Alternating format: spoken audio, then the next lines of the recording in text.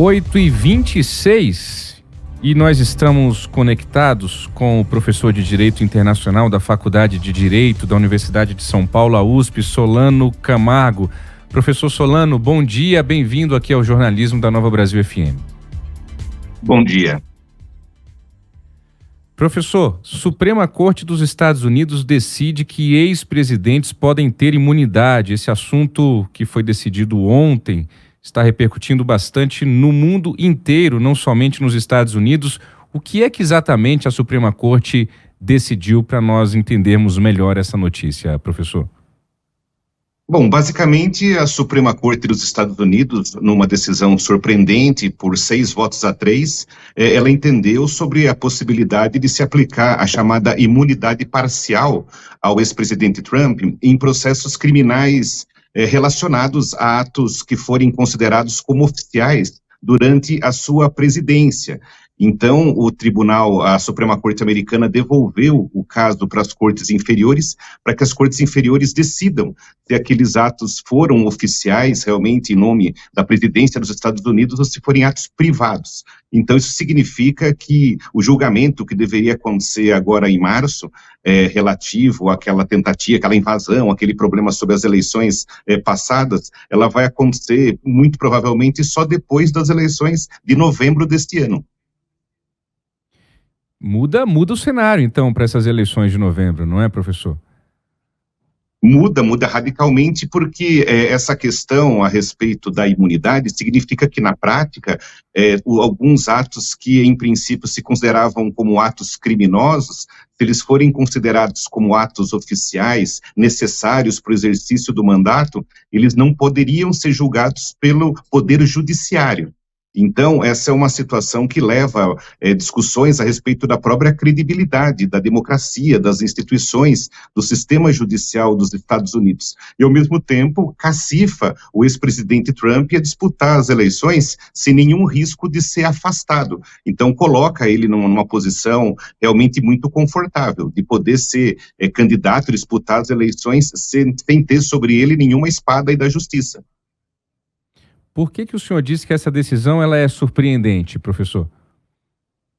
Porque, na prática, essa questão a respeito dos atos do presidente, dele poder desempenhar certas situações que podem ser consideradas como crimes, se elas forem consideradas como normais no exercício do mandato, elas não poderão ser julgadas pelo judiciário. Então, a grande crítica que se faz é que isso equipara o presidente dos Estados Unidos àqueles ditadores dessas republiquetas que pode, com base na sua vontade, por exemplo, determinar que se matem adversários, que se invadam países, que fuja do Estado democrático de direito e que, na verdade, se dê muito mais ênfase a questões justamente políticas ou questões que ele determine como sendo necessárias sem que fique sob julgamento da lei. Essa, inclusive, foi o que a Justice, que é o nome que se dá aos ministros da Suprema Corte dos Estados Unidos, a Sotomayor, ela fez um pronunciamento ontem. Ela realmente coloca em dúvida sobre se o presidente pode mesmo ser equiparado a um rei absolutista ou se ele está acima da lei. Agora, o ex-presidente Trump, ele está condenado. Essa condenação não muda, professor? Ou muda com essa decisão? Então, ela muda porque justamente precisa ter uma avaliação que não houve nas cortes inferiores, abaixo da Suprema Corte, sobre os atos que são imputados ao Trump, constituíram atos oficiais, ou seja, atos no exercício para cumprimento do mandato, ou se são crimes comuns. Essa divisão, ela não é clara, segundo o direito dos Estados Unidos. Então, precisa retornar o julgamento para as cortes inferiores, então aquelas acusações, inclusive relativas ao pagamento, suposto pagamento à prostituta Stormy Daniels, a questão da retenção de documentos oficiais na casa do condomínio Mar-a-Lago, na Flórida, que ele reteve, supostamente depois que ele entregou o mandato, ou a questão da própria invasão do Capitólio. Todas essas questões vão ter que ser analisadas nas cortes inferiores para ver se elas constituem ou não atos no exercício do mandato. Porque se elas constituírem, isso significa na prática que o judiciário não pode julgar o Trump. Quem seria a corte competente seria o Congresso, como se fosse uma avaliação política. Realmente muda todo o jogo eleitoral aí, a situação do Trump fica bastante fortalecida nessa caminhada aí para as eleições de novembro, ainda contra o atual presidente Joe Biden, que busca a reeleição, isso se o Partido Democrata não decidir mudar de candidato. O professor de Direito Internacional da Faculdade da USP, a Universidade de São Paulo, Solano Camargo, está conosco ao vivo aqui no jornalismo da Nova Brasil FM. Professor, como é que a gente consegue comparar a realidade dos Estados Unidos e do Brasil em relação a ex-presidentes? Hoje aqui nós temos um ex-presidente, inclusive, que está inelegível, né, por 8 anos, foi condenado. Qual o paralelo que o senhor faz aí entre a realidade dos Estados Unidos e a realidade aqui no Brasil? Exato, isso tem um efeito seguramente direto na situação brasileira, mas também em todo o mundo, porque o modelo presidencial adotado nos Estados Unidos acabou sendo copiado por grande parte aí das jurisdições. Então, a grande diferença é que no Brasil a Constituição Federal, ela é muito clara a respeito de crimes cometidos no exercício do mandato pelo presidente da República e os chamados crimes de responsabilidade. Inclusive, a Constituição brasileira lista quais seriam os crimes de responsabilidade, cujo julgamento caberia exclusivamente ao Senado. No caso de crimes comuns, em havendo autorização da Câmara dos Deputados, aí sim o Supremo poderia fazer o julgamento.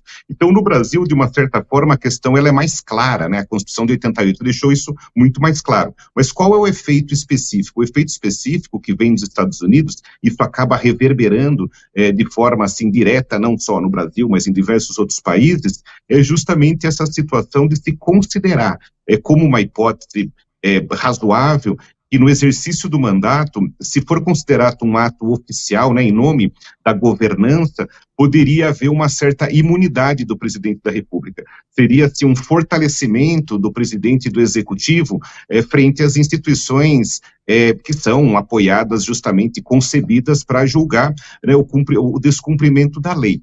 Então, basicamente, quais são assim, as similaridades do caso brasileiro com o caso dos Estados Unidos? Em ambos, existe uma acusação a respeito de os ex-presidentes terem agido contra as instituições democráticas, contra o resultado das eleições.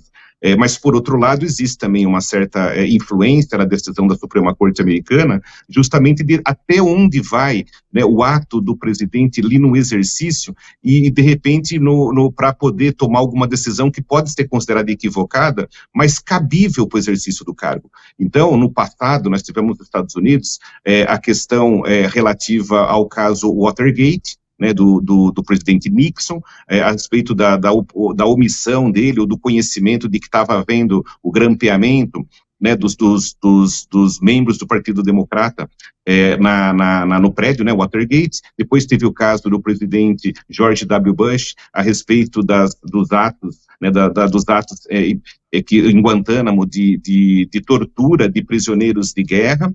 E mais recentemente com o próprio Trump, da saída muito rápida, né, atabalhoada do Afeganistão. Então, todos esses casos poderiam ser considerados como criminosos, mas a partir do entendimento da Suprema Corte, eles podem ser considerados como atos de gestão, atos do mandato. Isso ficou meio claro na divulgação da decisão da Suprema Corte de ontem. Isso significa uma imunidade grandiosa e que pode equiparar esses presidentes dos Estados Unidos como até ditadores. E é essa influência que se tem receio de que ela se espraie para outros países, como, por exemplo, o Brasil. Muito bem. Professor Solano Camargo, da Faculdade de Direito da USP, muito obrigado pelos seus esclarecimentos, pela clareza da sua explanação aqui conosco hoje. Professor, até uma próxima oportunidade. Até uma próxima.